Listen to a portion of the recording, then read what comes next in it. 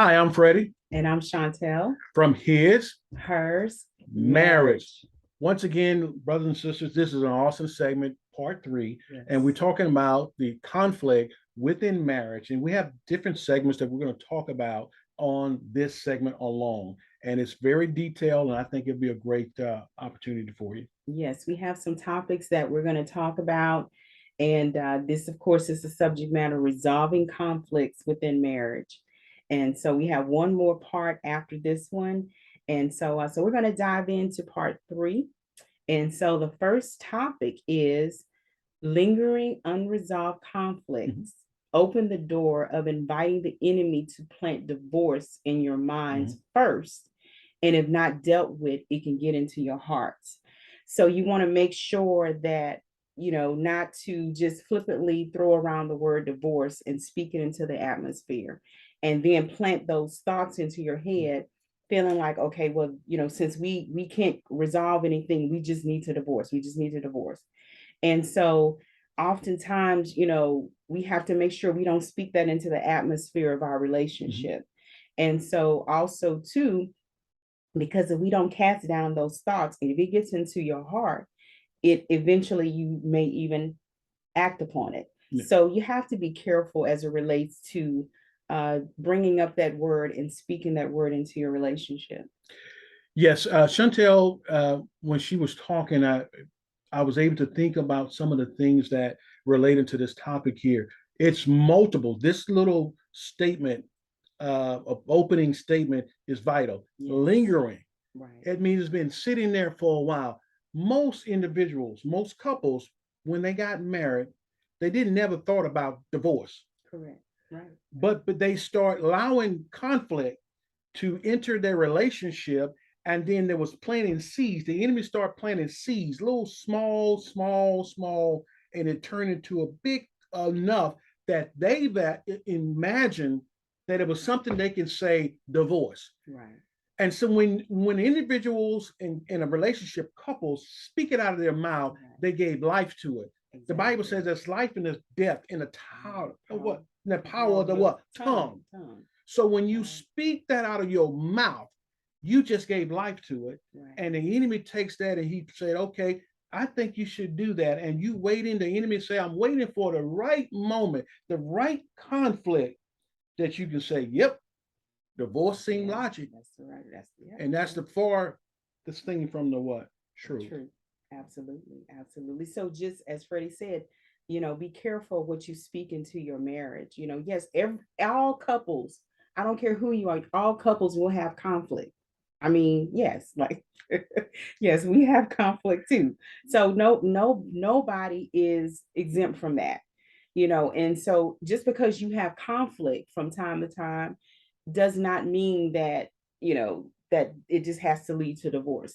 But you want to make sure that those conflicts does not, those you don't want it to linger, and you want to make sure you resolve them. And so yes. So the next one we're going to talk about, don't make decisions unless you both in agreement. Yes. So that is the most important thing that couples don't really understand about making a decision that you both agree upon. Right. Because you know what? Even if you're wrong. Right. Even if you make a wrong decision together. Now we're not talking about, little minor decisions. Yes, I mean you don't have to call each other every time you make a decision, a little something small, but we're talking about mainly major decisions that can affect the entire family.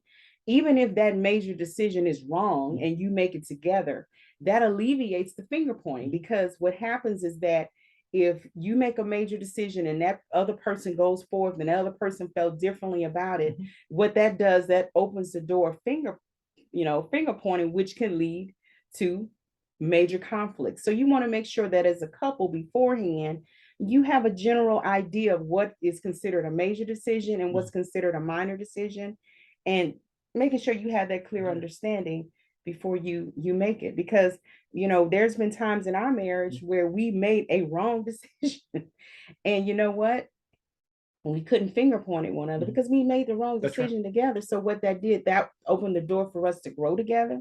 That opened the door for us to learn. But if it was, one person made the decision, like I said, you just don't want, you want to avoid that. Yes. Yeah. And Chantel, she said something that we look at as a teachable moment. Yes, absolutely. We yes. find the value in our mistakes. Oh yeah. We Yeah. learn and we ask God for wisdom and how that we can impart this into our sessions. Right. How can we show others, hey, this is how we dealt with it. Right. And this is how we came out of it. Right. And one, I want to piggyback off what you just said. The saying that I say, a mistake is not a mistake if you learn the lesson. And so you're going to make mistakes, but if you learn the lesson to prevent you from keep making that same mistake, that is a value in that, because oftentimes that's our best lessons we're learned through mistakes that we make in life. So we just have to make sure that we grow from that as a couple going forward. So yes. And what Chantel is saying is, we're going into the next one. Yes. It's very important. Yes. Forgiveness is a part of the resolution. Yes, absolutely. Are you willing to forgive the other person, right, to get along? Right. Right. And so, a lot of people, they feel that, we've resolved the issue, but you still holding on to unforgiveness. You still holding on to it. And sometimes, depending on how, big of a blow up the conflict was, it may take a little time to kind of to heal from it. But first of all, to allow God to come in and soften your heart to forgive your spouse. Realizing that, they're not perfect. You're not perfect. It's going to be a point when you need forgiveness. And so you want to extend that same heart of forgiveness as well. And this kind of leads into our next point when it says, provide the same mercy you desire to receive. We often Yes. have the tendency to be harsher on our spouse Yes. than we are people, our coworkers, our so-called associates, and people, strangers that have done us wrong, that cause conflict. But we will treat our spouse as if we said, nope, 3 strikes, you out. That's done. You done. You done. Right. But these outside individuals have offended you, causes problem more than the norm, but you still associate with them and still extend that hand of mercy. And then we have to think about the mercy that we want people to give us, because when we maybe have offended or hurt someone, we want for people to extend that mercy. But that same mercy that we want to receive, we have to make sure when it's our turn, that we extend that same mercy and love towards someone else. And even more so your spouse, because we're quicker to extend mercy, like Freddie said, to others. But then you want to hold it over your spouse's head and like almost like beat them to the ground. Like, no, like, I want to make sure you understand how this. No, but that's not the way we should approach it. So extend that same heart of love. Yes. And the next part, which is the last topic, is we want to make sure to encourage you to seek counseling with a reputable counselor if needed. Because sometimes you have to take off the mask and you have to deal with the realness of your marriage before it gets out of control. And we use the analogy of like a person that cuts themselves and they have a wound. That wound is not going to truly heal if you keep it covered. You're going to have to uncover it and allow the wound to heal and dry up. And in counseling, it's basically like hydrogen peroxide, which takes the infection out from the inside out. So you have to sometimes dig in there and get that infection out if you truly expect for that wound to heal, and stop trying to cover it up with a Band-Aid. And Chantel, she's talking about something that recently had happened to me as relating to this segment. I injured a part of my body and I had to get the infection out. And I had to use that, and we used a Band-Aid, and because we want a mask. And when I say we, for this right here, I'm talking to men. Men, we want to mask and keep ourselves in an image that we don't want people to know that we're hurting. We put a strut on, we walk as if we got it all together, but we're hurting. And this is where it comes into place, having someone that you can go to outside of, or directly outside of our spouses, and then jointly you come in with your spouse, but Mhm. find out what is the infection, what is causing your anger, what is causing your frustration. Right. And in order for you to get that, you got to take off that what band-aid. That's right. Because what happens is it sweats, it molds, and it starts into an infection, and an infection gets in your blood and gets in your body, and you maybe lose that ligament, that part of your body that you thought that you was covering up. Yeah, that's true. You got to get to a point that in a conflict, you got to find what caused this frustration. Right. And if you don't get that, you're going to have that going to build up, and it's going to fester, and it's going to start stinking after a while. Yes, that's true. Because sometimes we have conflicts. Sometimes it's deeper than just the conflict itself, because what sometimes those conflicts will pull up old wounds that have not been dealt with. And so you're upset with your spouse, but it's really something that from your past Mhm. that has triggered Mhm. in that relationship or in that particular conflict. That, like they say, PTSD. Mhm.